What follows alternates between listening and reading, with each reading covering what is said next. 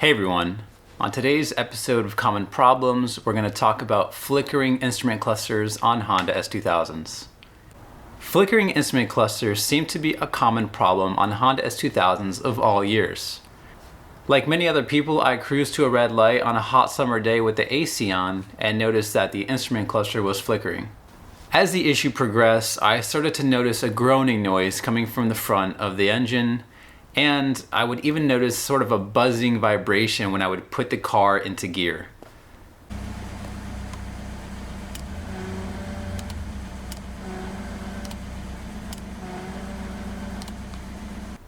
And then when I took off from a red light and the car was spinning above 3,000 RPMs, all the problems would disappear. Testing the battery with a multimeter showed that the battery was still being charged and operating normally. Now, the root cause of all these problems is a failing alternator rectifier.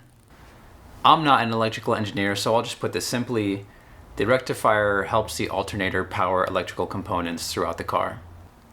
When the rectifier is failing and the car is under high electrical load, like when the air conditioning is on, it might not be able to provide adequate power to the electrical components, which is why you see the instrument cluster flickering. If you've discovered that your Honda S2000 has a busted alternator rectifier, you have a couple of options, and pretty much all of them involve removing and replacing the alternator.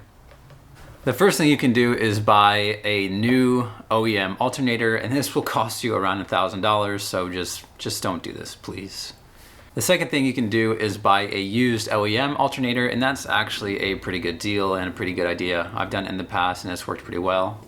The third thing you can do is buy a remanufactured alternator, and this will run you about $100, but honestly I wouldn't suggest it. It's kind of just like taking a gamble.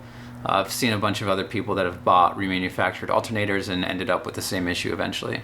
And the last thing you can do is actually fix the root cause itself. You can buy an alternator rectifier for $30 on eBay and replace it, and it's a lot easier than you might think.